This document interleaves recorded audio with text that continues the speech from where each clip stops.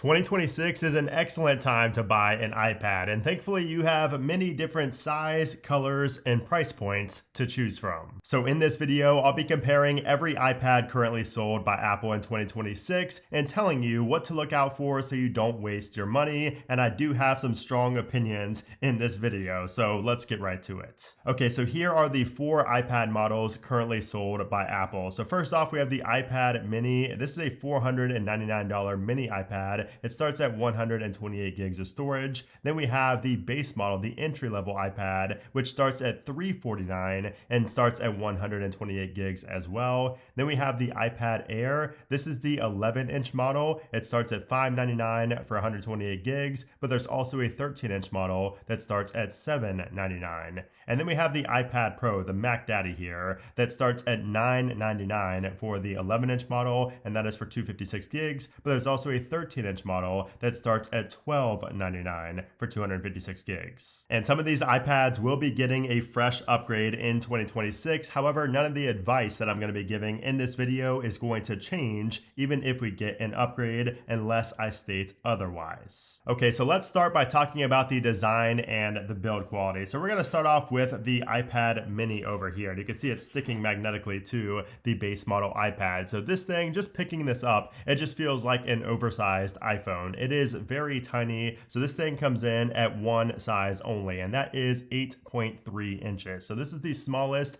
and the lightest iPad that Apple currently makes, and it's basically like using a bigger iPhone. So it's perfect for people who need something they can just toss into a small bag or even a large pocket. And this does also come in a couple of other colors. So this is the blue color. It looks really silver in lighting, but it does also come in space gray, purple, and starlight colors. And then we have the base model iPad. This is the cheapest iPad of the bunch, and it looks like it. So not only does it have these thick bezels around the screen, you can see kind of how it compares to all the other ones. It's really not as thick as it used to be. They did slim down the bezels a bit on the base model iPad. However, it is still quite thick and chunky, so it does feel the most dated, but it is the cheapest. Again, $349. A lot of times on Amazon, you can find it even closer to $300 or under $300, which is a straight bargain for this iPad. So this only comes in one size, which is 11 inches. And I have this in the yellow color, but it does also come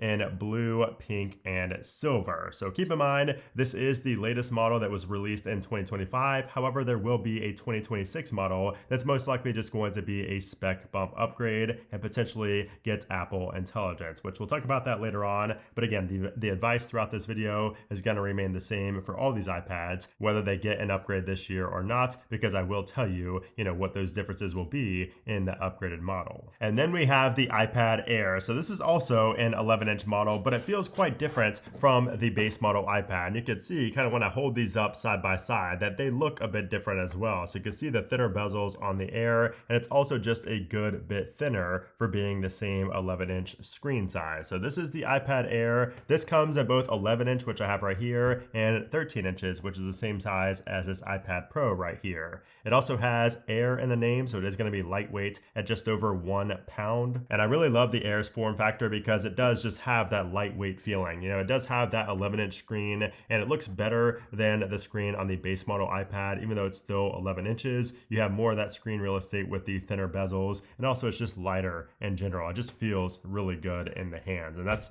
really why I think the iPad Air 11-inch is the one to go for instead of 13 inches. So I like both, but I think the 11-inch is like the perfect sweet spot. And I got this iPad Air in the starlight color, which I think looks great and classic on it, but it does also come in space gray, blue, and purple. And a new version of the iPad Air is expected in 2026, but it's going to look the same most likely. It's just going to be a spec bump upgrade. And then we have the Mac Daddy here, the iPad Pro. So this is my personal go-to iPad and the iPad that I get the most done on, but it's not necessarily for everybody. And we'll talk about that here in a little bit. But this is the iPad Pro 13-inch. This does also come in an 11-inch size, so you can see how that compares to the iPad Air right there. But this is the 13-inch model. This is the thinnest iPad Apple has ever made at just 5.1 millimeters for the 13-inch here. That's even thinner than the iPad mini, by the way. So if you hold these up side by side, I mean, check that out. The iPad Pro is thinner than the iPad mini. That is insane. So the iPad iPad Pro is just far and away the best form factor here in terms of just technological advancement. I mean, getting a powerful machine this thin and this light is quite amazing. So, design wise, yes, it's big, but I mean, really, you're getting a big slab of glass basically without sacrificing on the thickness, the weight, and bezels either. So iPad Pro 13-inch looks amazing. It's also very lightweight and has the thinnest bezels around the display of any iPad in the lineup by far. And of course, it has the nano texture displays. You may or may not have noticed this, but you're not seeing much reflection on this display because it is the only iPad that gives you the option to choose nano texture, which is going to help reduce the glare, when you have it in lighting conditions like outside or in a studio like so. So if you do any type of professional work on a tablet, the iPad Pro is most likely going to be the one to go with. And we'll talk about that later on, but this is just about design. Design top notch. Oh, and by the way, this is the space black color, but it does also come in silver. Okay, so now we're going to turn all the iPads over to their backsides, and you might notice something different right away, and that is that the iPad Air does not have any type of text at the bottom. So every iPad, we have iPad mini, iPad, nothing, and iPad Pro. So the iPad Air is the only iPad right now without any text signifying the model of the iPad. Now, as far as cameras go, you can see a very similar setup across the board, aside from the iPad mini over here, which does have a little flash down at the bottom. So we do have a dedicated flash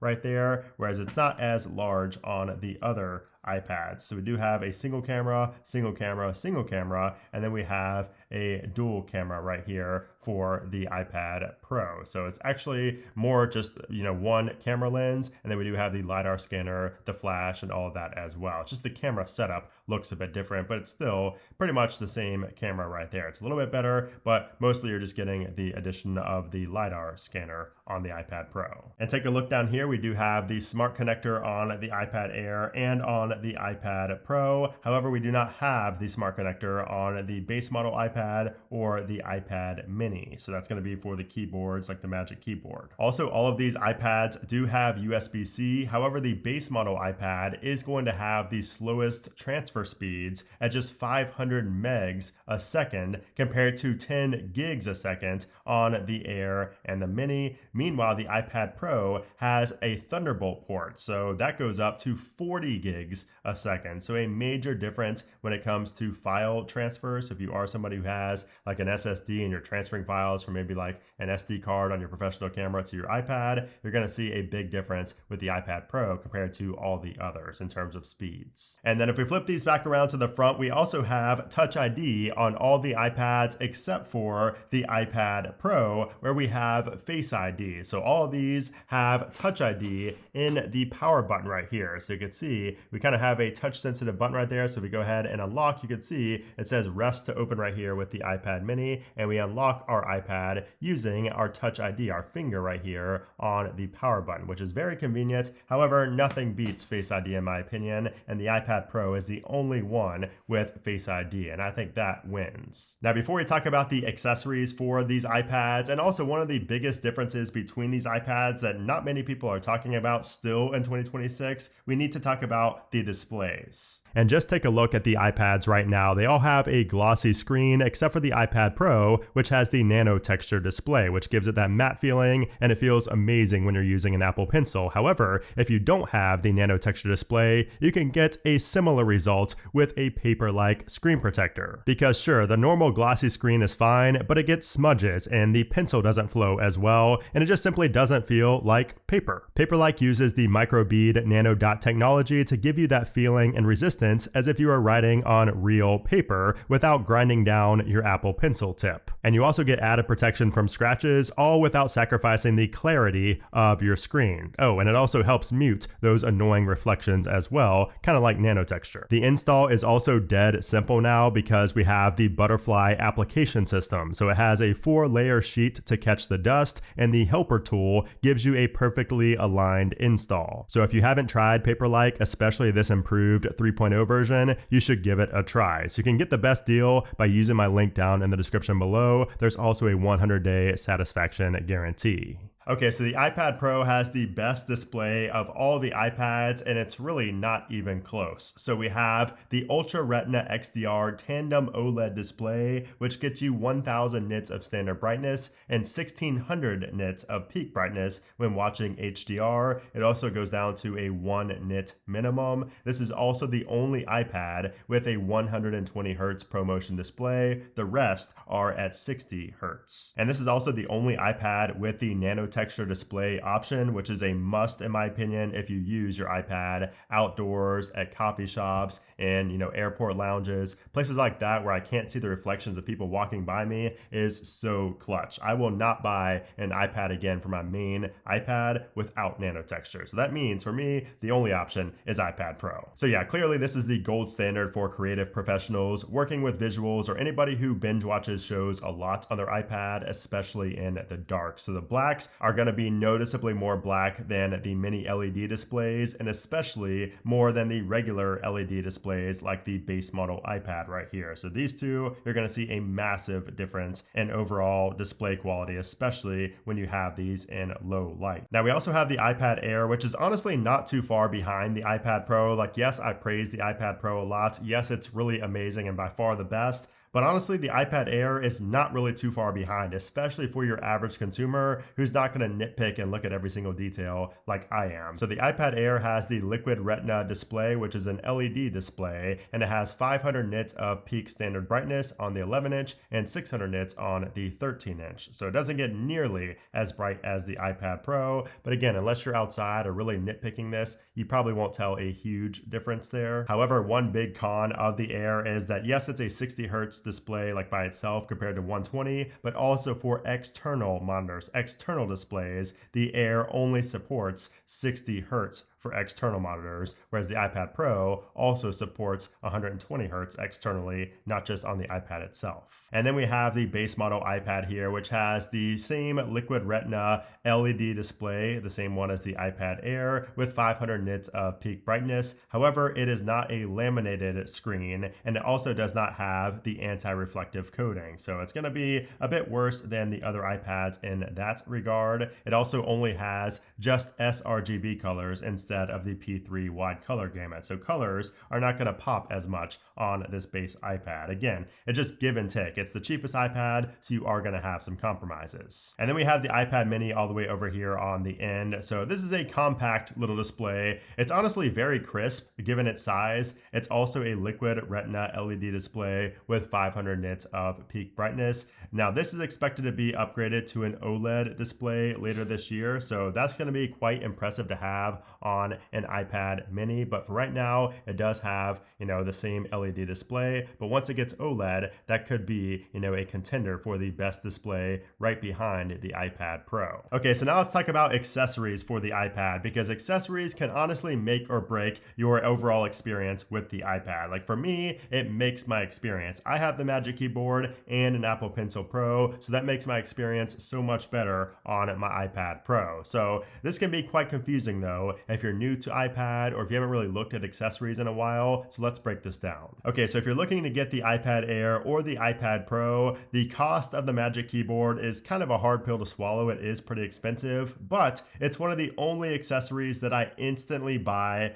honestly, without any type of second thoughts, and I recommend it to the majority of people. It's just really that good. Now, the iPad Air did finally get the new Magic Keyboard design with the latest model, and it does come with function keys, a bigger trackpad, and it also comes in white like the Magic Keyboard on the iPad Pro. So this thing is amazing. It connects magnetically to your iPad, and it gives you a full keyboard and a trackpad with haptic feedback. Plus, it's made of aluminum, so it feels like you're using a mini MacBook while you're also providing protection for the iPad itself. So again, very expensive, but I'd highly recommend that. Now, unfortunately, Apple does not make a Magic Keyboard for the base model iPad. However, they do offer something else, which is the Magic Keyboard Folio case. Now, this does give you that full keyboard and trackpad, and the top part can also detach from the keyboard, which is quite cool. And for the iPad mini, again, we don't have anything too crazy, but Apple does offer the Smart Folio case for protection. You don't get that full keyboard though. And then the other accessory you're really going to want to look at when you're getting an iPad is the Apple Pencil. And there are quite a few to choose from. Apple has made it a lot simpler this year on their website. Last year it was a complete mess. There was like 4 options that were just all right there to compare. This year Apple did make it a bit simpler, and they broke it down very easily with just the Apple Pencil Pro and Apple Pencil USB-C. And you can see the first and second generation Apple Pencils are just small text links at the bottom now. So anyways, if you have a base model iPad, it does not have the ability to charge an Apple Pencil, which is honestly a huge con. So you're basically just limited to the Apple Pencil USB-C if you're getting the base model iPad. But if you have the iPad mini, the iPad Air, or the iPad Pro, the Apple Pencil Pro is just $50 more than the Apple Pencil USB-C, and it gives you pressure sensitivity, double tap gestures, haptic feedback, wireless charging when attached, Find My support, and more. So Apple Pencil Pro is easily worth it if you have one of these 3 iPads. If you don't have the base model iPad, I would strongly consider getting the Apple Pencil Pro instead. And actually, you can get this for less than $100 on Amazon right now. So I'll leave this link down below because that is an excellent deal. So if you're planning on drawing or taking notes on your iPad, the Apple Pencil Pro, in my opinion, is a must-have accessory, especially when you can get it for under $100 and you have all those great features. And this is the latest Apple Pencil that Apple sells. Now, I did also want to talk about these speakers and the microphone systems on these iPads because there's a pretty stark difference here, and it really leans heavy to the iPad Pro. So the iPad Pro is going to have a much better sound system than all the other iPads. So we do have, a 4-speaker audio setup, whereas all the others have landscape stereo speakers. And you can really tell the difference between these. So here's a difference.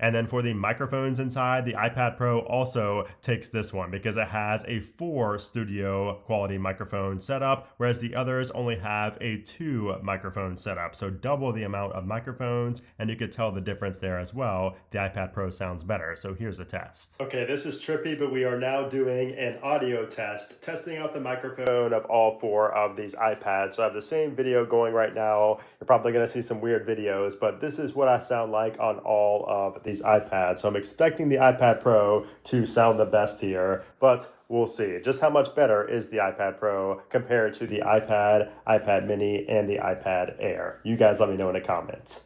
And then as far as performance goes, I did run a Geekbench test on all of these. You can see the scores right here. Performance is going to be honestly pretty similar across the board. However, you are going to see a big difference on the iPad Pro when it comes to gaming and when it comes to those intensive tasks like exporting videos or exporting photos in Lightroom. You're not going to see really any lag at all with the iPad Pro. Honestly, not with the iPad Air either. I would say that most of the lag that you're going to see is going to come from the base model iPad. It's not terrible, but you will see it more from that device. It's also worth mentioning the upgrades that these iPads have received in the past year because the base model iPad got a huge upgrade from the A14 chip to the current A16 chip, and from 4 gigs of RAM to 6 gigs of RAM. And then the biggest one is that it went from the starting storage of 64 gigs to now 128 gigs. Now the base model iPad could be getting another upgrade in 2026 with the A19 Pro chip and 8 gigs of RAM and support for Apple Intelligence, but don't expect any type of other major changes. Meanwhile, the iPad Air went from M2 to the M3 chip, and this year in 2026, we're expecting that to get the M4 chip, but again, nothing else is expected to change there. And then the iPad Pro also got an update recently where it went from the M4 chip to the M5 chip, and it also went from Wi-Fi 6E support to Wi-Fi 7 support and Bluetooth 5.3 to Bluetooth 6. Now, we're not expecting an upgrade to the iPad Pro in 2026. This is going to be the one for the rest of the year. And the iPad mini currently has the A17 Pro chip, and in 2026, it might be getting the A19 Pro or the A20 Pro chip and potentially an OLED display. So that could be a good one to potentially wait on if you're considering the iPad mini. Now, as far as battery life goes, I wouldn't really make your judgment based off of battery life because they're all pretty much going to last you all day. So I've noticed that my 13-inch iPad Pro gets the best battery life. However, if you take a look at Apple's website, it says that all of them are going to be good for up to 10 hours of web browsing on Wi-Fi or watching videos. So with all that being said, which iPad is best for you? And I would say that if you're looking at the base model iPad right here, that's going to be the best for a student, a casual user, or a child, or just somebody who's not necessarily going to be using an Apple Pencil. So you don't have the magnetic attachment,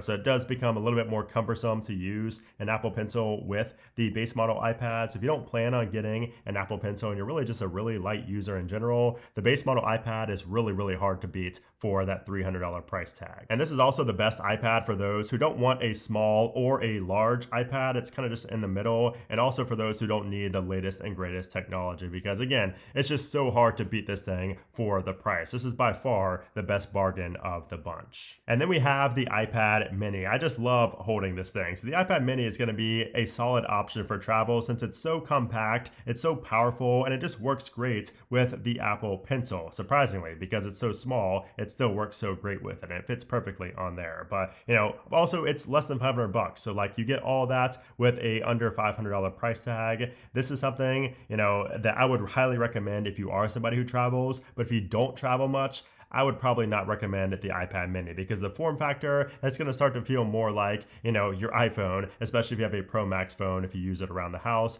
I find myself thinking that sometimes, so I really only find myself using this when I travel. So that's who I would recommend it most to, is those who travel and those who need a light load for when they're traveling. It's also great for playing games and also reading books on as well. It's the perfect size for that. And then we have the iPad Air. So just like with last year's model, and I talked about this last year, this is by far the most well-rounded iPad of the bunch. The iPad Air, specifically the 11-inch model, is the most well-rounded. And it really, the 13-inch model does make it feel a bit more differentiated from the base model iPad. So if you are really trying to differentiate between the base iPad and something else, I would maybe go for the 13-inch. But I think the 11-inch iPad Air is the perfect, middle ground right here. It strikes a perfect balance between size, performance, and price. This does have the M3 chip inside, so it's perfect for gaming. It's perfect for video editing with Final Cut Pro. It's perfect for note-taking with the Apple Pencil. You name it. There's really not anything that the iPad Air does poorly at. It's really, the best iPad. I think this is the iPad I would recommend to the most amount of people because it's really, again, it just strikes that perfect middle ground. And then we have the iPad Pro. So this is hands down, far and away, the best iPad that Apple currently sells. However, it's probably not going to be the best choice for the majority of people because it is just complete overkill. It does everything with ease. We have the nano texture display, which you have to be really into tech and really into, your Apple products to get something like that, especially for the price. This thing starts at $1,000, so it's not cheap at all. However, it is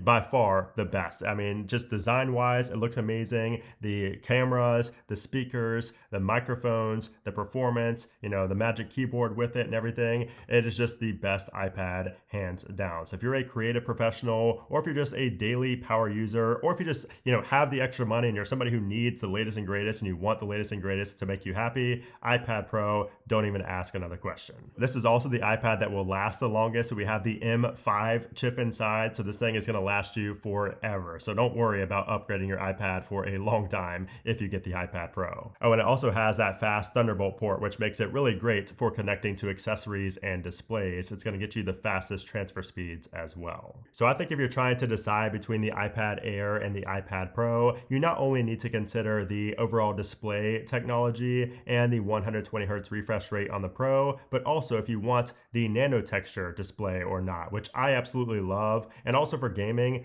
nothing touches the Pro. So I think those are some of the things that you need to take into account when you're trying to compare these two. And if you're trying to decide between the base model iPad and the iPad Air, I would say that you need to decide how important the Air's larger 13-inch screen size is. If you use an Apple Pencil, that's something else you need to consider. If you're planning on using an Apple Pencil, get the Air, don't get the base model. Also, the wireless charging on top of the Air is a must for the Apple Pencil. That's kind of a big reason I say that. Also, you're going to have a better display and just a more modern looking design with the iPad Air. So I would take those things into account as well. So if you have the extra money, get the Air, but if you're on a really tight budget, maybe just go with the base model iPad. And then the iPad mini, once again, is really just going to be if you're somebody who prioritizes the small form factor over everything else. There's really no other reason to get the iPad mini unless you just really admire that small form factor and you really want the smallest device to carry with you. So those are my thoughts on all of the iPads that Apple currently sells in 2026. I will be making an updated video once new iPads come out later on this year. However, once again, everything in this video, all the advice will remain the same even after those get released because I did address the changes that are expected to be coming with those iPads. I hope this video helped you out. If it did, give it a thumbs up. Also, let me know down in a comment down below which iPad you have right now and which one you are thinking about getting. But anyways, guys, thanks for watching and I'll talk to you soon.